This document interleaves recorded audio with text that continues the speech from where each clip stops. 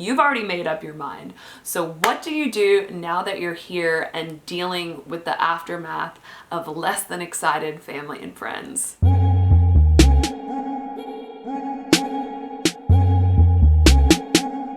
Hello, my lovelies, and welcome back. It's Ash, your truth-bombing fairy godmother for everything love, dating, and relationships. Today's topic is coming at the request of one of my amazing subscribers, which is the topic of getting back together with an ex that your family or friends don't like or don't support.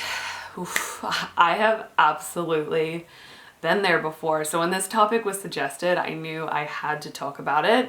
So let's go ahead and dive into it and discuss what you can do as the person getting back into this unsupported relationship to alleviate the situation. But first, as always, if you think you could benefit from new love, dating, relationship, or just more general personal development videos every single week, then I would love it if you considered subscribing by tapping that button below. All right, so I think the obvious thing to consider here when it comes to getting back together with someone that our family or our friends don't want to see us with is to think about the reasons why it is that they're feeling this way. Because generally speaking, our family or our friends love us and they just want the best for us.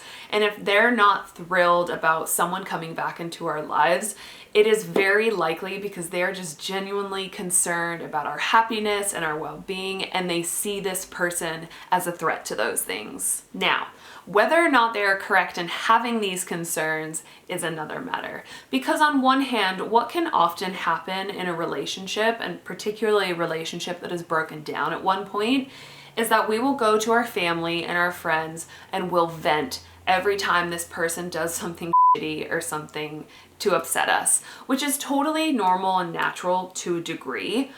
But the impact that consistently doing this has is that it can start to change your family and your friends' perception of this person, because all they ever hear are negative things. So even if you're complaining or venting about petty, quite nitpicky things that perhaps really bothered you in the heat of the moment, but were actually quite small and that you moved through relatively quickly as a couple, the person that you vented to wasn't brought through that same resolution process.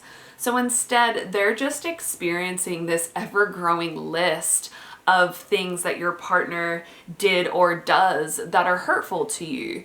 And it starts to paint a picture, rightly or wrongly, of who this person is in their minds. So if you've ended up breaking up and now you're getting back together with this person, it's completely understandable that your loved ones aren't going to be overly thrilled. And if that's the case in your situation, if you are consistently going to family and friends to complain or vent about every little thing that your partner did, I really encourage you to stop. Every once in a while, sure, fine, but this should not be a regular occurrence. And by making it a regular occurrence, you are really hurting your chances of this relationship succeeding because you're turning your support network against it. It's not fair to your partner or your ex-partner to go tell your loved ones one-sided versions of events every single time you're mad.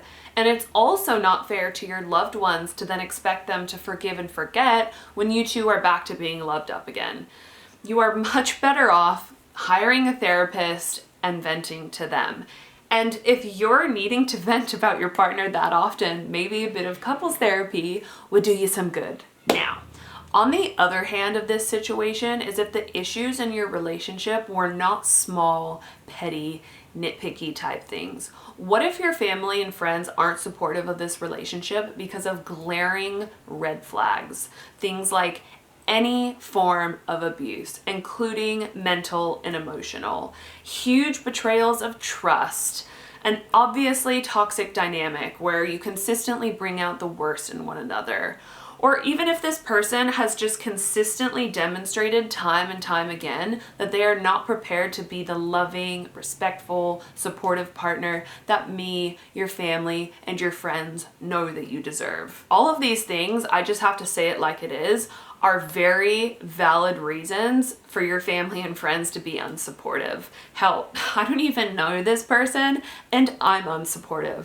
I do not want you to get back into a relationship with someone who has abused you, who has massively betrayed your trust, or someone who does not show you care, love, and respect. Please do not get back into a relationship with someone who fails any of those tests, because the continued heartache and pain is not worth it. But before I go onto a tangent about why you deserve better, which would be an entirely different video and one that I've essentially done countless times on this channel already, let's get back to the reason that you're watching this video.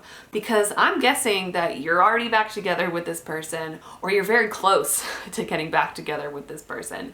You've already made up your mind. So what do you do now that you're here and dealing with the aftermath of less than excited family and friends? Firstly, you need to start by having a very honest, intentional conversation with your loved ones about what it is that you're wanting to do. There is absolutely no point, in my opinion, of trying to hide the fact that you are rekindling things with this person, because eventually you're gonna have to tell them. So be transparent about your intention of wanting to give things another try with this person, because as much as omitting things or telling half-truths may feel easier and be less confrontational in the short term, doing this never ends well. And plus, your family and friends aren't stupid. They know what you're up to. I've been down the path of being dishonest to family and friends about seeing an ex again, and it can really only end up two ways. Either you get back together with your ex, things actually end up working out, and you need to now tell your family and friends that you're back together with this person, except because you waited to be honest, you've robbed them of the time that they likely needed to accept the fact that you're back together. So now you've only prolonged this process of them needing to hopefully come around to the idea, and now they also need to forgive you for lying as well. Or things don't go well and blow up in your face again, except now you feel completely alone and isolated because you have no one to talk to, because you left your loved ones in the dark about the fact that you were giving things another try with this person.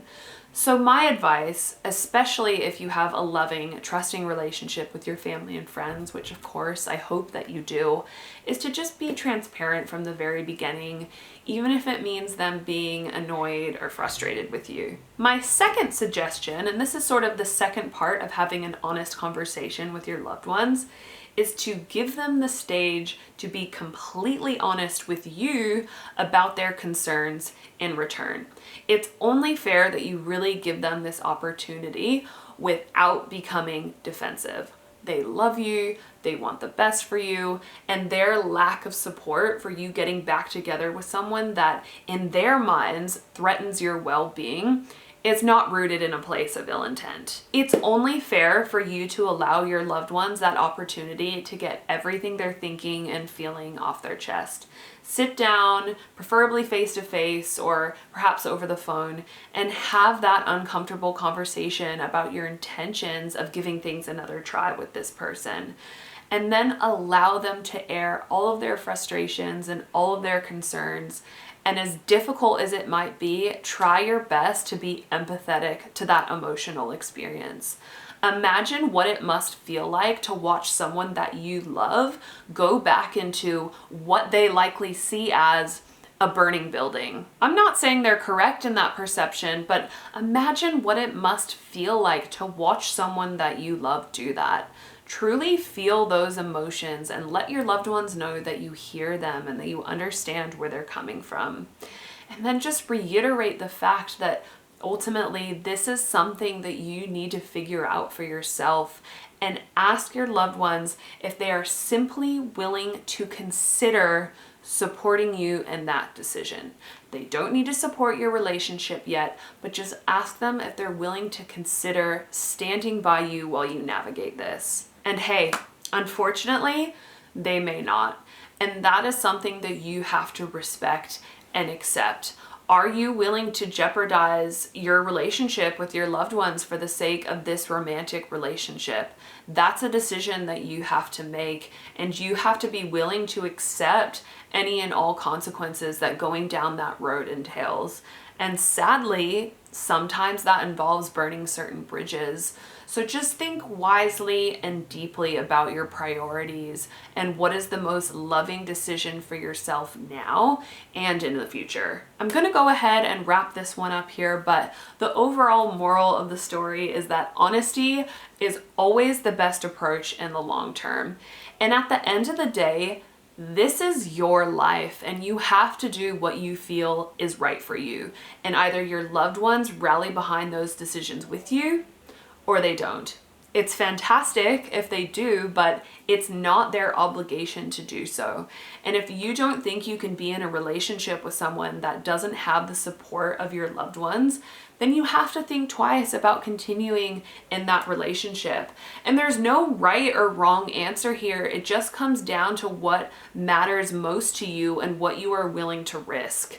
As always, I would love to hear your thoughts on this and if this is a situation that you've been in before or in currently. So please feel free to share in the comment section down below. Thank you so much for watching, and I will see you all next week.